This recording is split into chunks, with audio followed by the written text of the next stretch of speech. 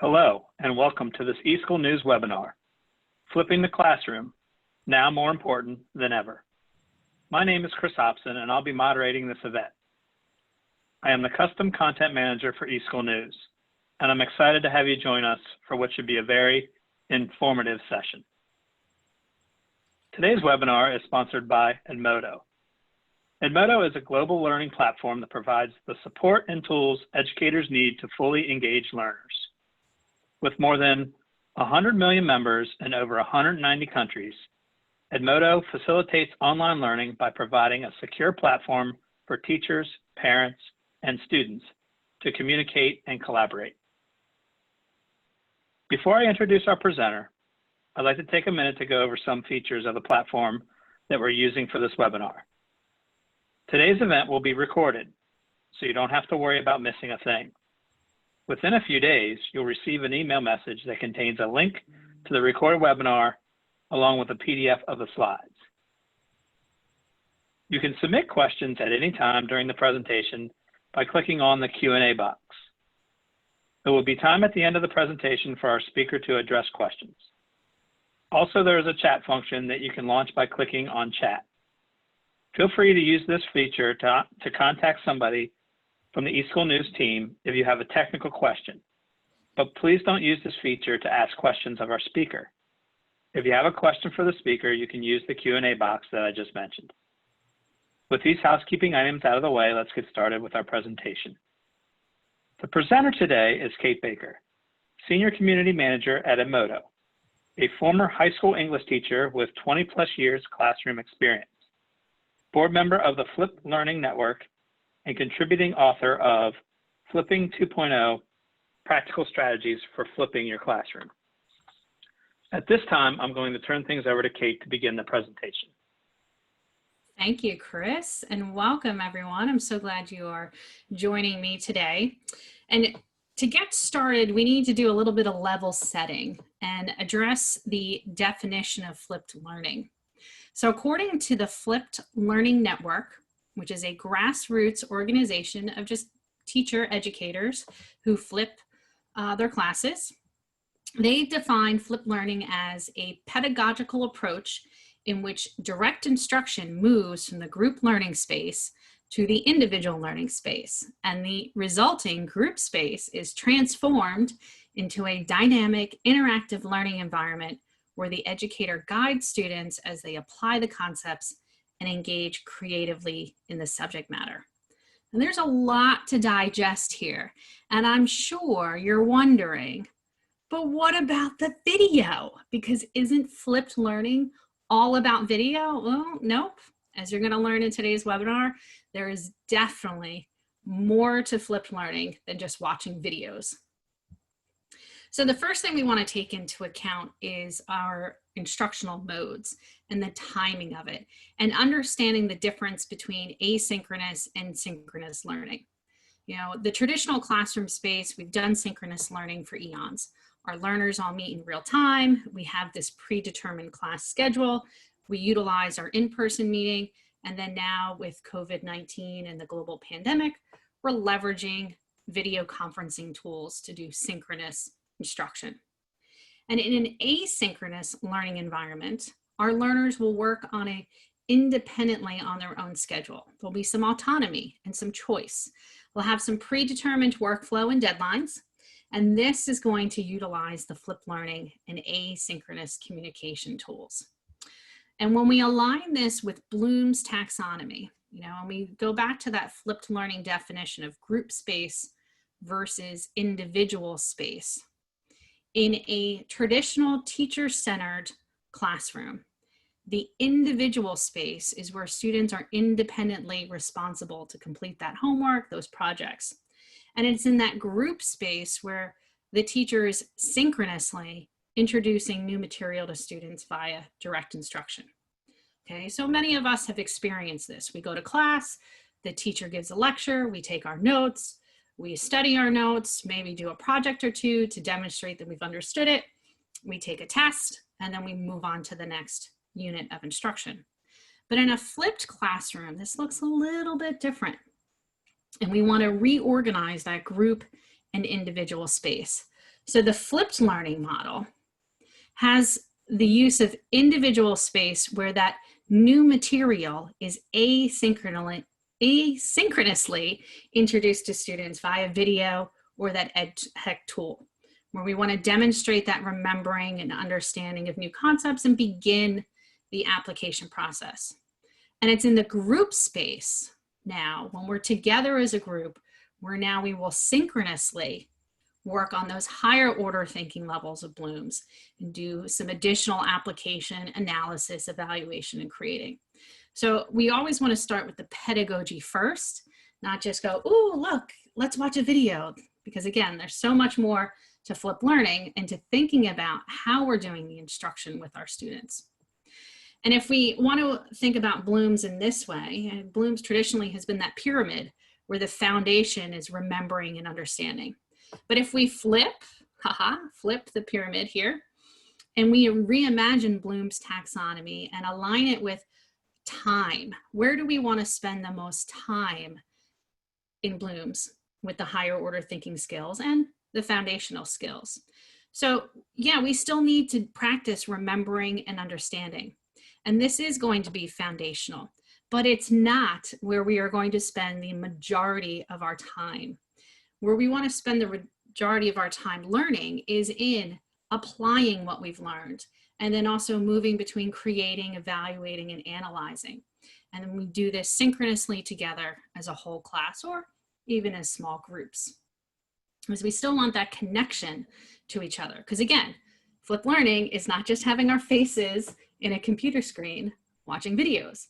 There's so much more that goes into it with class culture.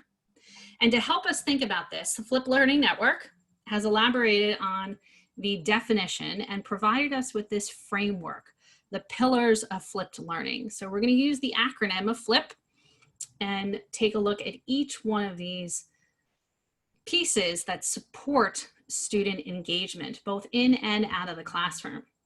So flipped learning requires, for the F, a flexible learning environment.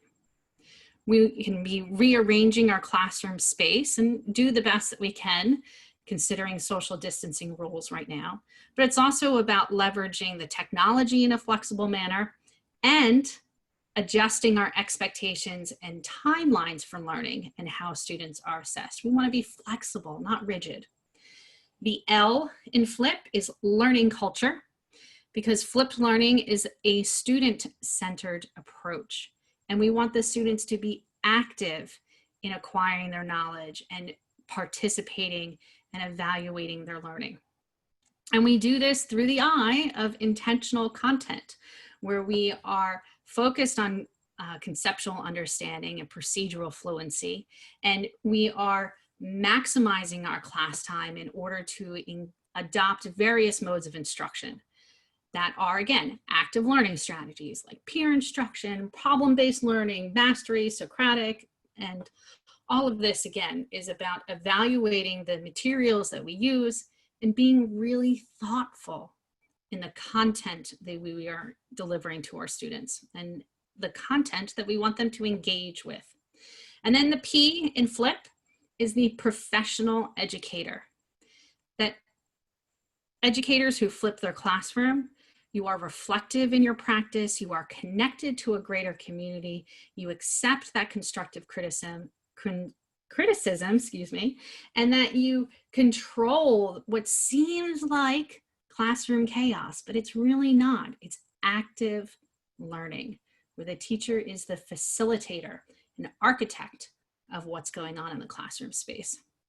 Now, we can do all of these things and apply these pillars to Edmodo. So we can create that flexible learning environment with Edmodo's classes and small groups. We can engage students and foster that rich learning community using polls and wellness checks and the posts for communication. We can also deliver that intentional content that we have ourselves or that we find in the Discover area of Edmodo, and we can assess that learning with quizzes or assignments. And we can be, more importantly, part of a greater global community of professional educators. And we can continue our learning and our conversations in community groups and with hashtags. so that the learning never stops when we're on Edmodo. And for those of you who are unfamiliar with Edmodo, let me catch you up on that. So Edmodo is a communication and collaboration platform. It is an LMS, but it's so much more, because you can have a hub for your community of learning. We have powerful tools for collaboration, and of course, a great network and team that can support you with not just the functioning of Edmodo, but again, continuing your professional journey of learning. And we are the largest global online learning community with that 190 active countries and 144 million users. And it's been a pleasure to work with folks from the country of Egypt and the state of Vermont, as well as these other areas of Hawaii, Miami-Dade, Sinodep, and Ghana. So it's a pleasure to have just the world right at our fingertips on Edmodo. All right, so let's get back into this and let's look at and dissect this definition. So for this section, let's take a look at this group space and how we're transforming this learning environment. So by looking at the flexible environment, we do want to have a variety of learning modes. We want to provide students with resources that they can read, see, hear, touch. We want to be able to physically rearrange that learning space to the best of our abilities. Now, granted here, these pictures all come from my classroom prior to COVID-19. So being able to adapt the arrangement to fit the learning activity that is going on. In this day and age, we need to take into account the social distancing rules. But it's also too in thinking about where we can build in student choice for when and where to learn. Many definitions of flipped learning will say that, oh, students watch a video at home and then they come into class to engage with the material and show that they've watched it. I can tell you emphatically that you can flip in your class period. Your students are totally allowed to watch the video in class. It does not have to be something that's relegated to the homework space, especially in this age of distance learning. We have to be flexible. We can do the video as part of our class time. And this doesn't mean that in a Zoom meeting, here, let me hit the play button and I'm going to present a video to you. No, you allow the students that choice, and that a bit of power too, with that function of being able to push a play button, hit pause, hit rewind. That's really powerful, those small functions. And that is a great first step for empowering students to take their own accountability for their learning. Now, the other thing we want to do to help foster that accountability and autonomy is, as educators, we want to have those flexible timelines. You know, yes, we have our due dates and we certainly have our mandates from our administration when grades are due. But rather than saying like, you must turn your work in by 11:59 p.m. on this date, what if you gave a range? What if you gave a window and you said, okay, the due date is, you know, we're going to take the next 3 days is when you can turn your assignment in. So this way you can start to allow to see patterns of behavior emerge. You know, students who are doing great with self-management skills, being able to get their materials in early, and also trying to find those procrastinators and help them shift their behavior. And by leveraging flipped learning, you as an educator are freed from the front of the classroom from lecture. So now you too are able to engage in this flexible learning environment. And also too, think about like the things in your classroom space that you can repurpose. So here my students were using whiteboard markers on windows, and then they use their cell phone to snap and capture the notes that they took on the window space, because as the groups were working, they ran out of whiteboard space to write on. And you should have seen the level of engagement that day with my students. What? I can write on the windows? Really, Mrs. Baker? Yeah, go for it. I can write on the desk? Yeah, go for it. Okay. And again, that little bit can really flip their engagement and can really hook them into the learning that's happening in the classroom space. And again, we have to get creative and adaptive with COVID-19. So these pictures were taken, again, pre-COVID. Now, to help us also keep track of how to create this flexible learning space, we can align this with social and emotional learning. The diagram here, this comes from the Castle organization out of Chicago. They have this framework where they've identified 5 core competencies for social and emotional learning: self-awareness, self-management, responsible decision-making, relationship skills, and social awareness. And social emotional learning is not something that you just do once in a while for a fun project. It is built into the culture of your classroom. So you can leverage Edmodo's classroom tools in this flexible and engaging virtual classroom space and align the activities that your students are doing with these social and emotional core competencies. So one thing that I recommend doing is creating a Class Pln online. You know, many of our schools are doing either all virtual or they're doing a hybrid with cohorts. So my own daughters are in a cohort experience and they're only seeing half of their classmates when they go to school on any given day.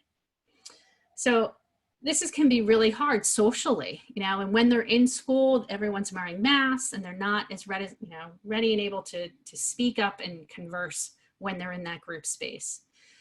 But what I want to do is foster a community online that can help support and create connections for that in-person learning. So I name all of my Edmodo classes with the school year, and then I also add all the levels of that course into one Edmodo class. So rather than doing a period 1, a period 2, a period 3 for my English classes, instead, I will take all my honors kids, put them into one class. I will put all of my general level kids into another class. So this way they can engage with others that they might not necessarily see face to face.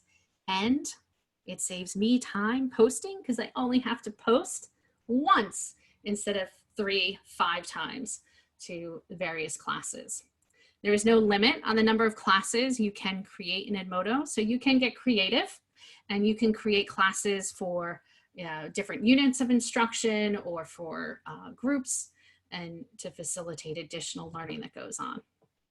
And the other thing we want to do too within these class spaces is, yes, we want to be flexible with the activities that are going on, but we also want to provide a consistent structure and framework. So every day, I recommend posting the daily agenda that includes a welcoming message so that you are, again, supporting, fostering this sense of community. You provide the objectives for the lesson, the tasks listed out, and resources and links to any of the materials that you're going to do.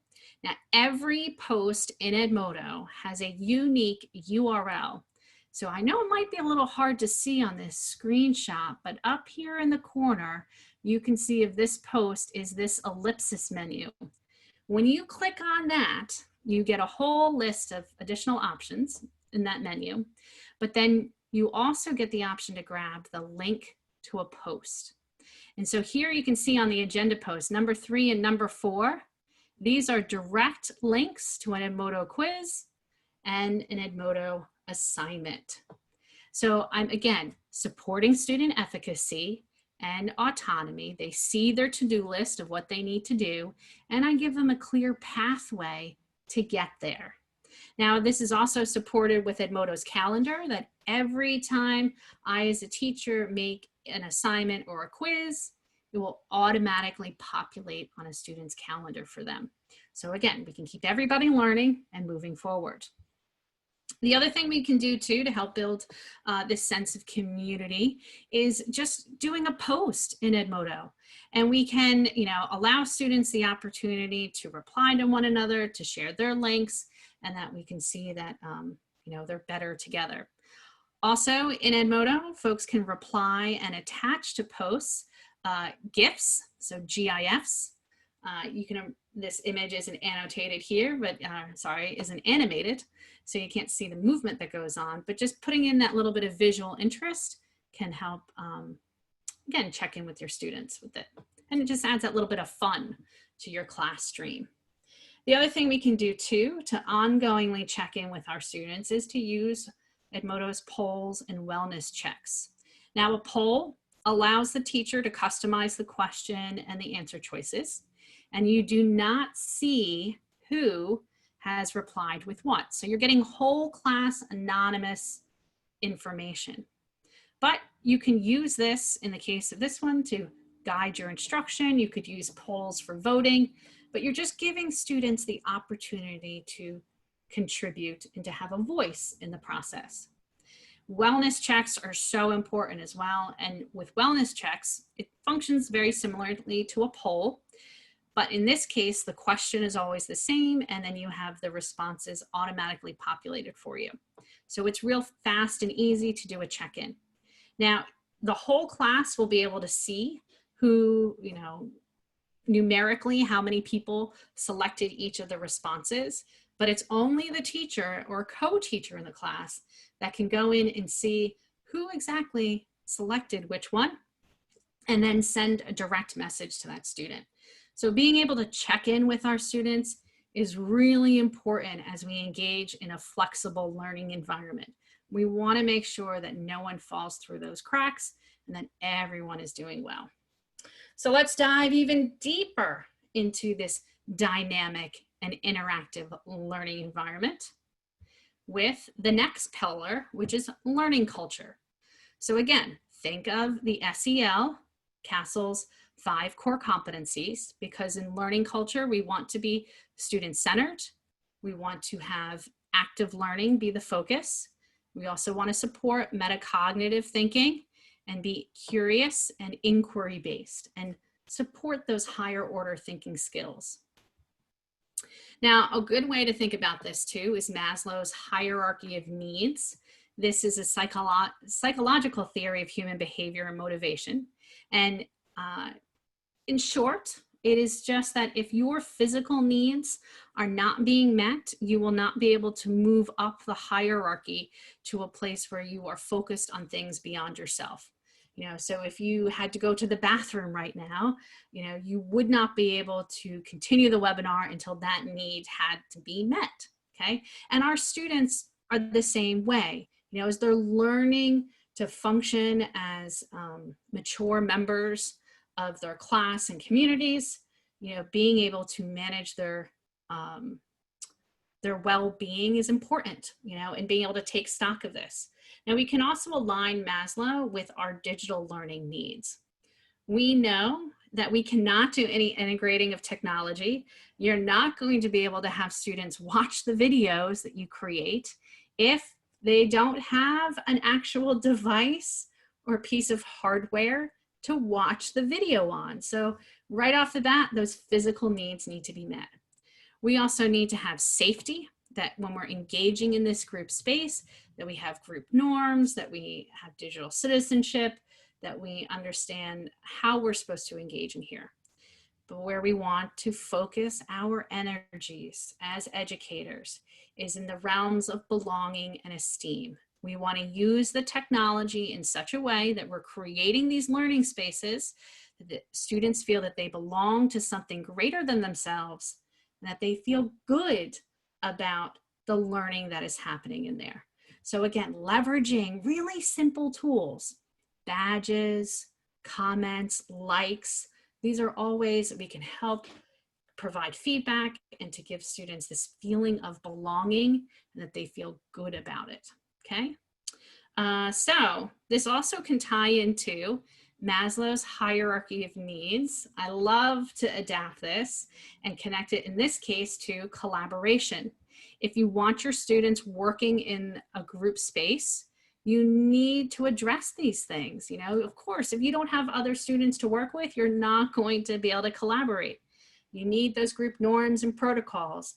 You need that team building, that peer mentorship, all of that to make sure that we get to that space where the feedback, the accolades, the recognition all make us feel valuable members of the community. Okay. Now, really easy, fun way that you could add some visual interest, but then also build this sense of delight within your classrooms in Edmodo is class banners. They're so easy to switch out and change. And in the case of this screenshot, I made a class. It was a kind of a fake class as a surprise birthday party. So in this particular one, we had the banner, and then my colleagues all posted funny GIFs and messages for this surprise party happening inside of an Edmodo class. Now, you don't have to go to such lengths, you know, to build this community experience in your classroom, but you could change out that banner every day to recognize special events that are going on, holidays, or to give an inspirational message. And there's that ellipsis menu. When you click on that ellipsis, that's where you can access the area to change your class banner out. And I also want you to think about the flexible learning that can happen in Edmodo's small groups.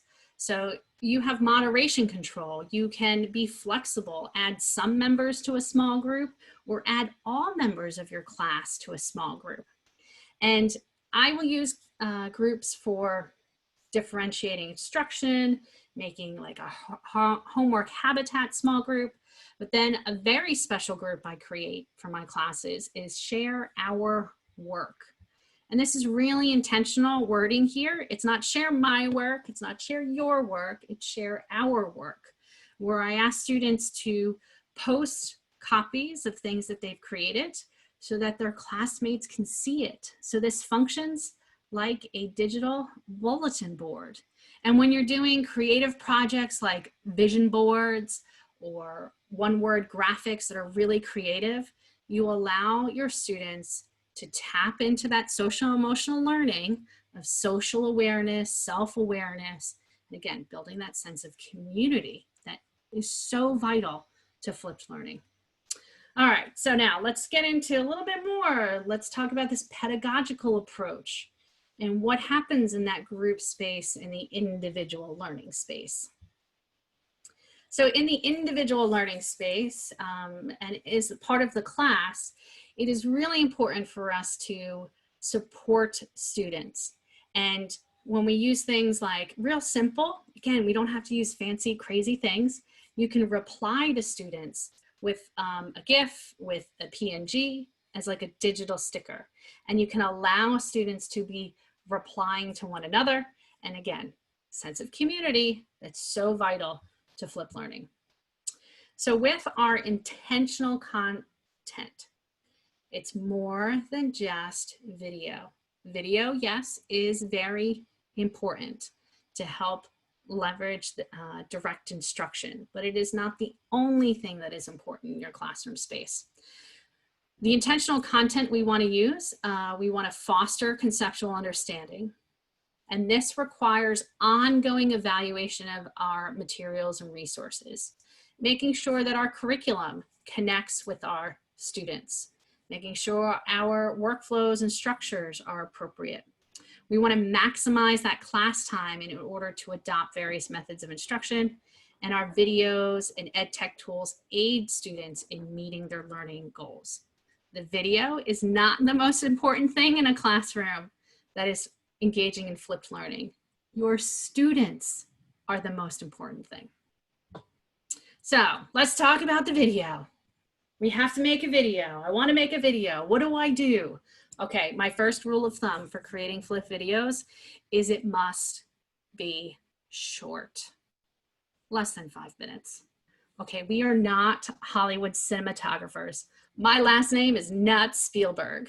I do not have thousands of dollars, millions of dollars to spend on equipment for videos. Everything is on the cheap, okay?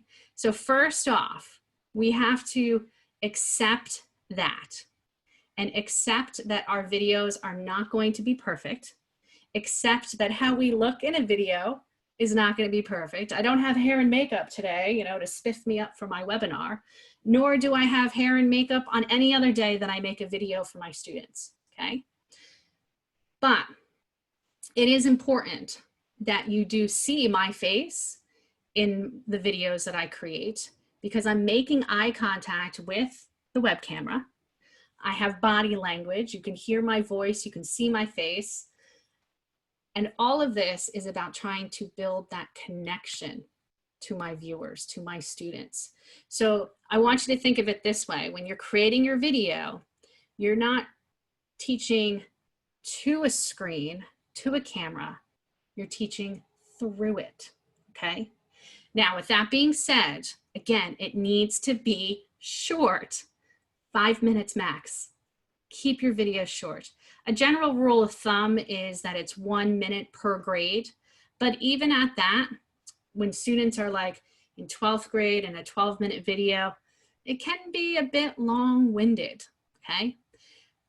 And we want to leverage this, I guess, more modern phenomenon that happens with our students, because we all know what they're really good at, that they can pull up that video on Netflix or on YouTube, and we know that they can sit there and they can spend hours binge watching.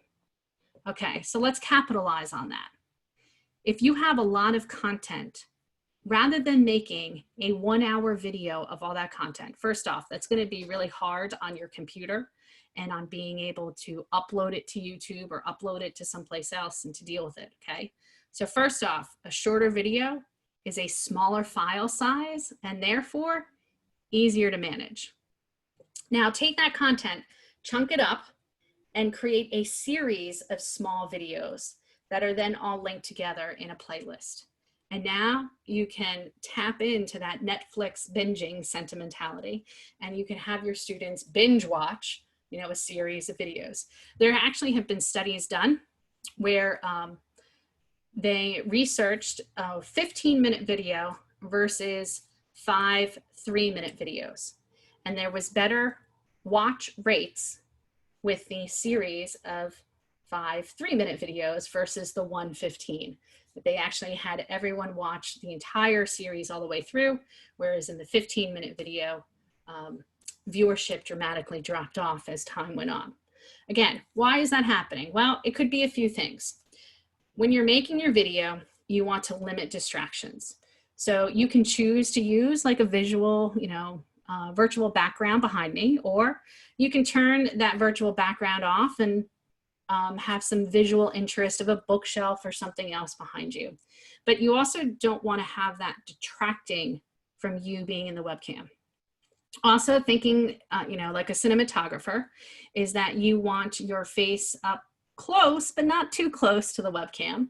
So, you know, like a medium shot about chest up, so that you have your whole face and your part of your torso is seen in the video. You definitely need to film in a quiet area so that you are minimizing any background noise or interruptions. If you are recording in your classroom, put a sign on your door that says, you know, please do not knock, recording in process. Now, because keep in mind, while you might be making a 5-minute video, I can guarantee you it will take you 30 minutes or more to actually get that video from concept through filming, if you're doing a little bit of editing, and then sharing that video out. So you need to make sure that you have that space available and blocked out. A good microphone is also important. Studies also have shown that, you know, viewers are forgivable of visuals not being all that clear or great. But the one thing that automatically turns your viewers off is not being able to hear you. So if your audio is muffled or, you know, you're hearing a fan running, those type of things detract from the viewers. So it's not too difficult. This mic I have here is just a, you know, a $50 mic off of Amazon. So you have a lot of choices. You can also use, you know, your earbuds as a mic, but test it out and see which one you get better quality with. The other thing you want to use too is good lighting. So you're not seeing the room in which I'm filming right now, but I am facing a window so that I'm getting direct sunlight towards me, and that I also have other lights around to help make sure that you can see me clearly and it's not like I'm just a dark silhouette. So there's really easy tools. There's, like this $10 flip light clip light that you can attach onto your laptop or your cell phone, and then that can like brighten up the view. Oh, that actually does look a little bit better, doesn't it? The other thing you want to think about too with your hardware is what are you filming on? And this can depend on which type of video you're creating. So if you're doing a lot of annotation and you want to do like a screen capture of you using a stylus on your iPad, that's a great tool to use for a tablet. A document camera is great for if you want to do paper-based handwriting, or if you're doing some sort of like science experiment and you want to show things that are happening. Of course, your webcam is always good. And then I've seen some different hacks where folks have taken their cell phones and placed them on different items to create that document camera. Totally, whatever you can make it work, make it work. In terms of recording tools, I highly recommend Screencastify just because of the ease with which you can use it. It's that Chrome extension in your browser. You can hit record real quick and easy, and then it saves automatically to your Google Drive, and then you can use that link and share it out wherever you need to. You can upload it to your Edmodo library, you can attach it to a post, go to YouTube, whatever you want. But having that cloud storage site is really important just for, again, your hardware has only so much space on it. So you want to, move that stuff to a cloud storage site to save you space. And in terms of visuals, repurpose the existing materials you have, use that slide deck. Use paper worksheets, books, you name it, you can do that, okay? It's also fun too that if you do little silly things like, wear a different hat, or let's say your family pet makes an appearance, it's humanizing and it can build that interest with your students to watch, okay? But again, the video needs to be short, 5 minutes. We are not replacing Death by PowerPoint lecture with now Death by PowerPoint video.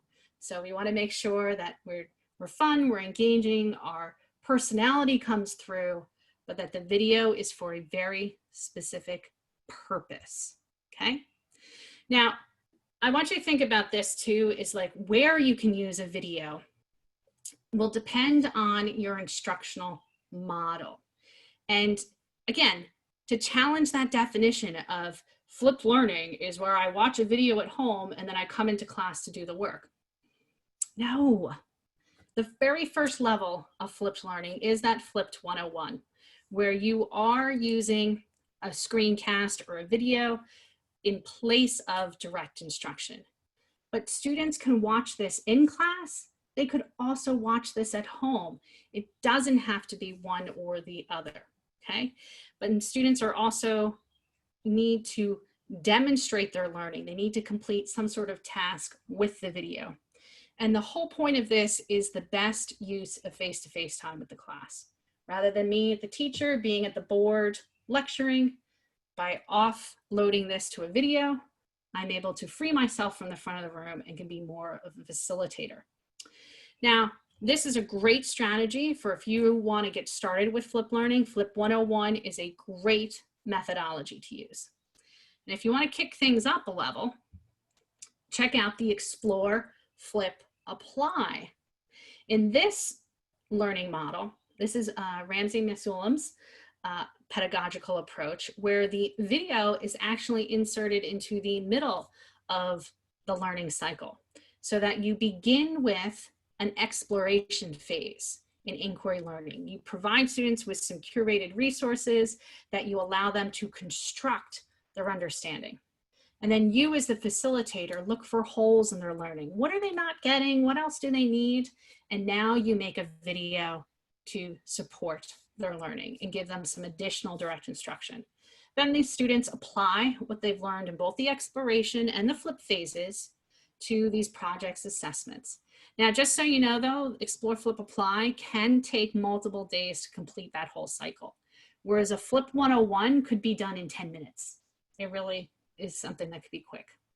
Now, what you can do with both of these is take a mastery approach.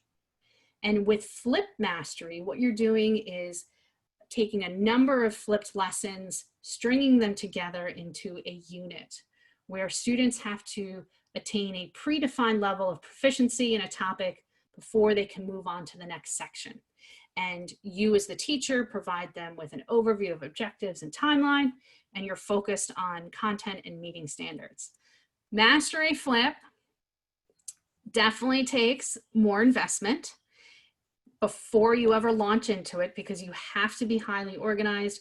You need to have the structure of your course, your unit set before you execute on it. So again, if you're getting started with Flip Learning, I recommend Flip 101 and Explore, Flip, Apply.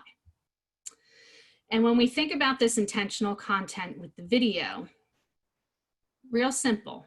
You want them to watch and interact with either videos you create or that you've curated. And then you want them to check their understanding with some formative assessments and then apply the things that they learn in hands-on collaborative activities.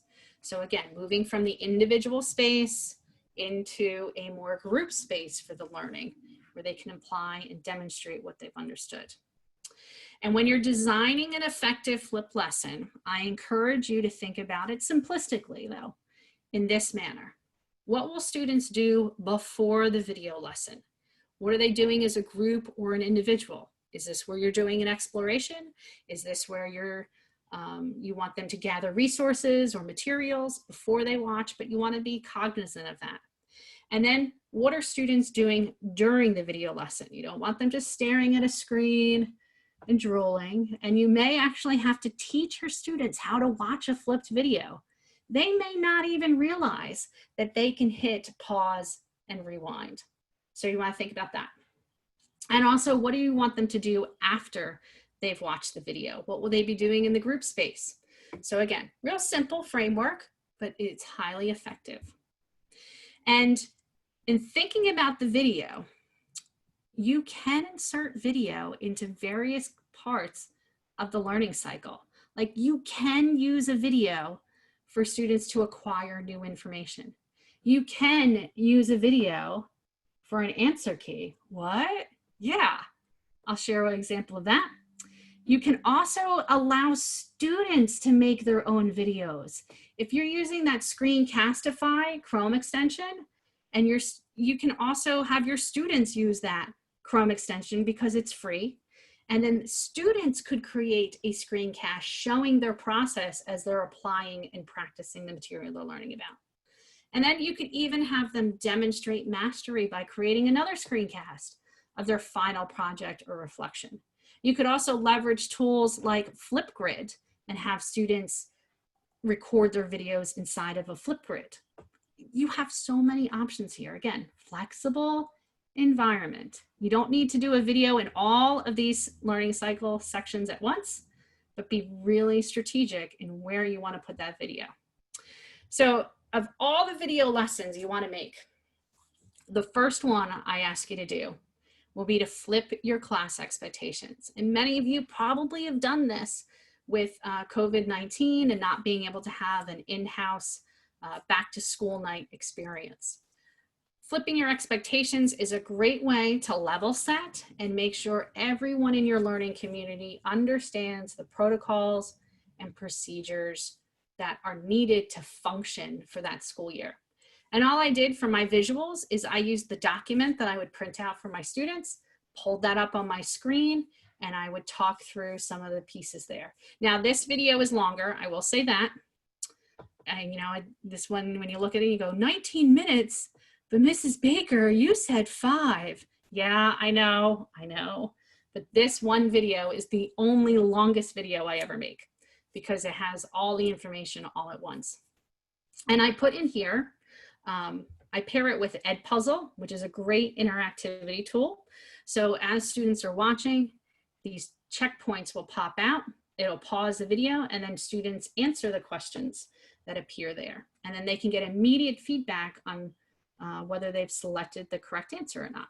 And then I, as the teacher, can analyze that performance data and direct my instruction or follow up accordingly.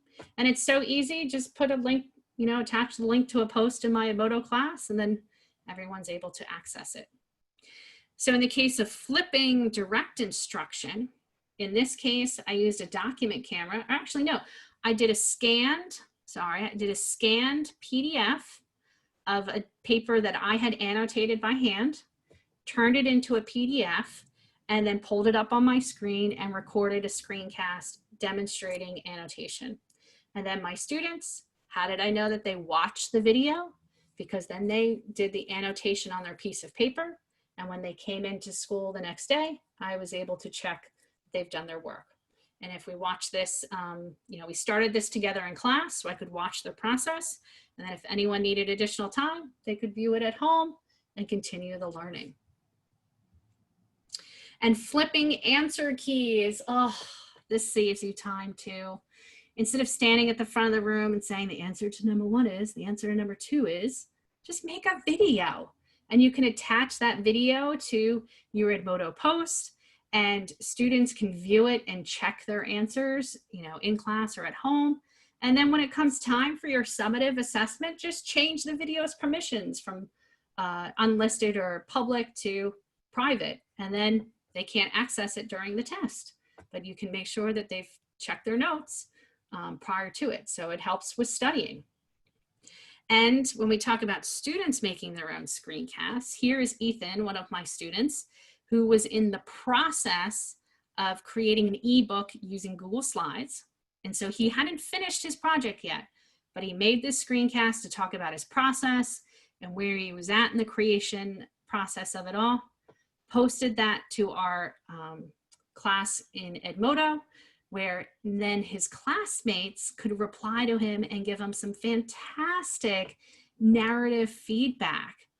So we want to make sure that the teachers, we aren't the only ones who are giving our students feedback, that we allow the community experience and allow their classmates to engage and communicate and provide feedback to one another. Now, if you're looking for other videos, beyond your students making some or you making some, you can also go to the Discover area of Edmodo, where you can find additional videos that are popular by teachers. So, save yourself some time, doing a Google search by just going to Discover on Edmodo. And there's also links to games that if you want to have students test their understanding, it's a great place to go.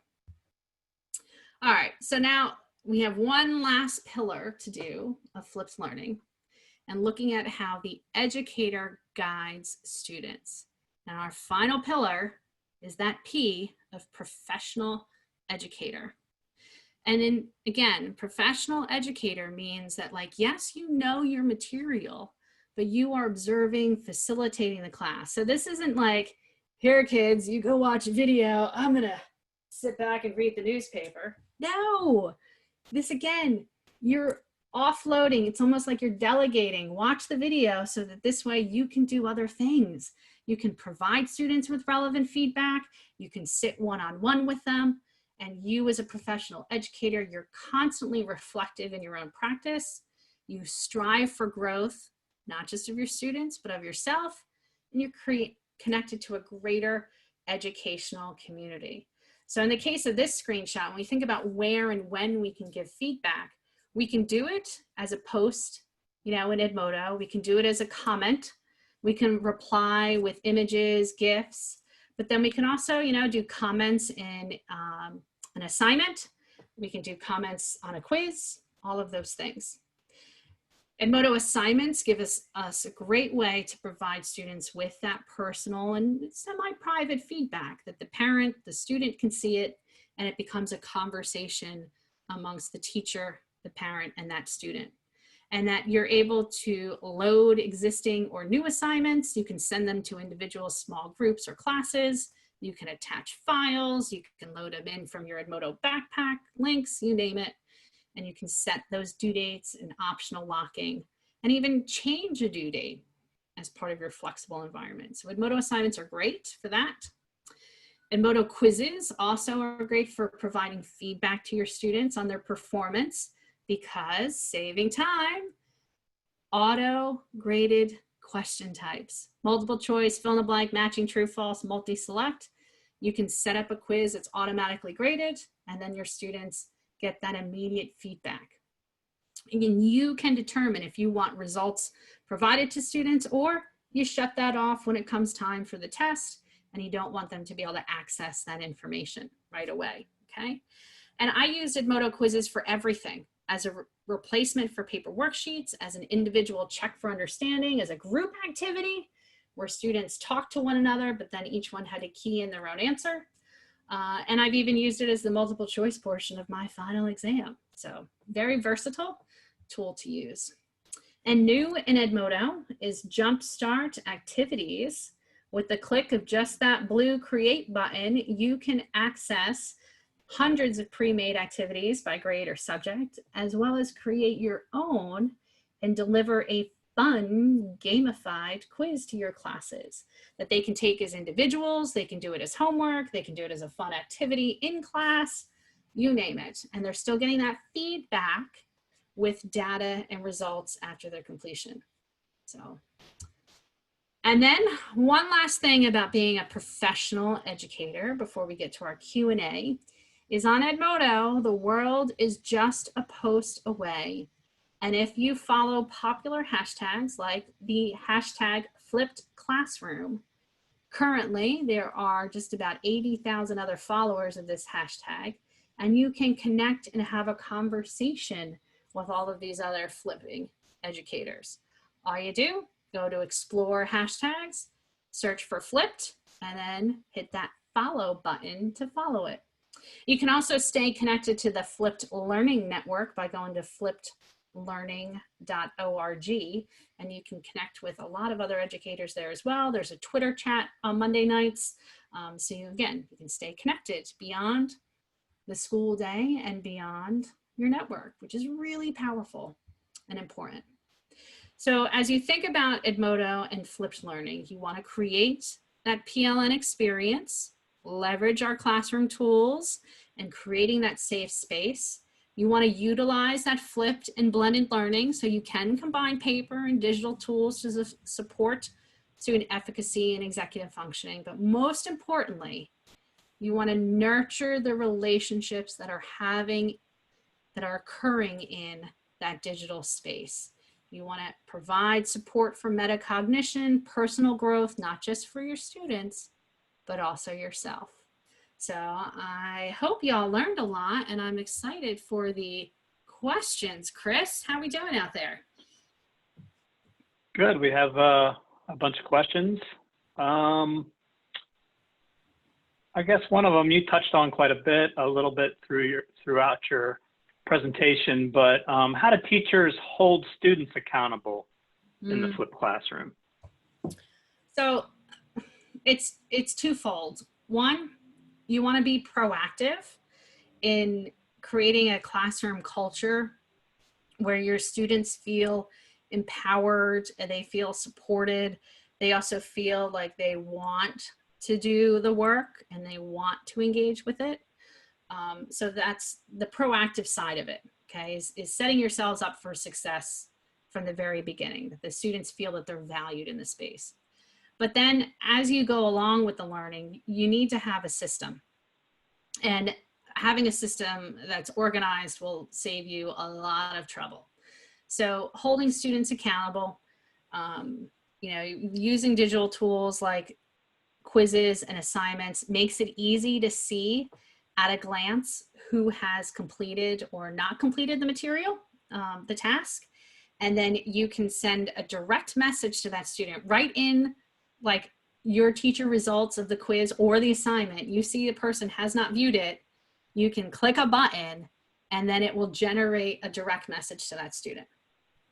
And then ongoing, the Edmodo Progress area provides this spreadsheet view for your whole class. So you can, do this kind of micro view of each individual student, but then also zoom out to a bigger macro view of their work so that you can track it. So the digital tools are there.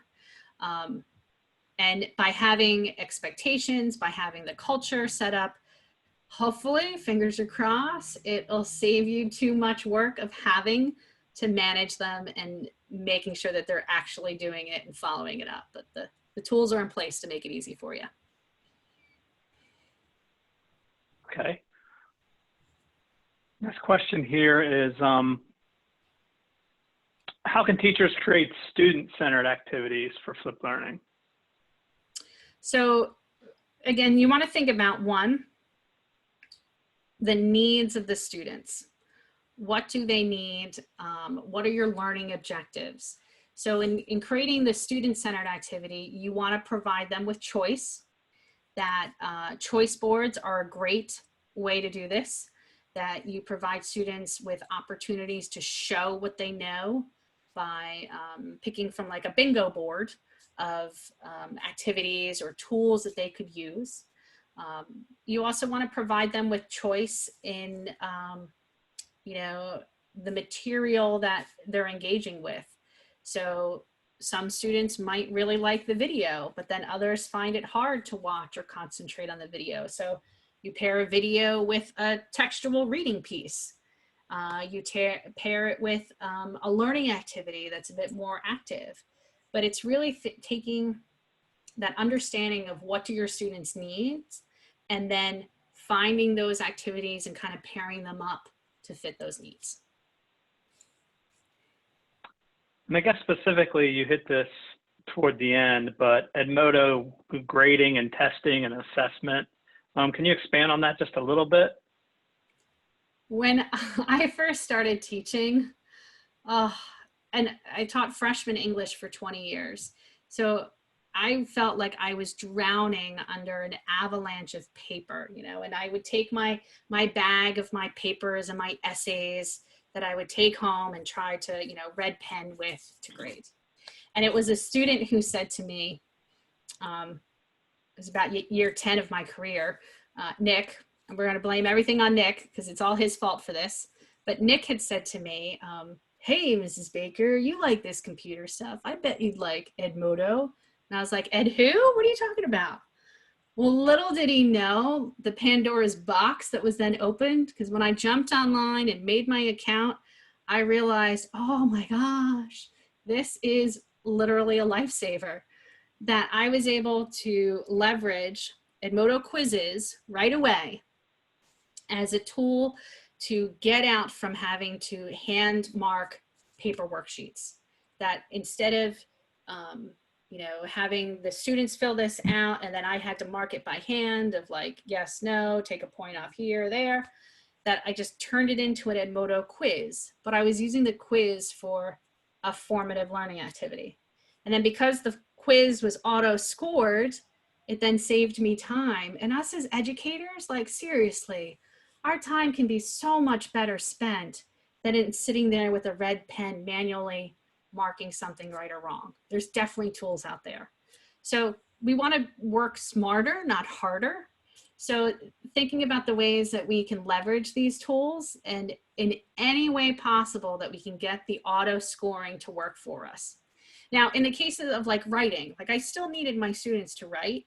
Edmodo assignments made it super easy. I wasn't lugging home that bag of paper again.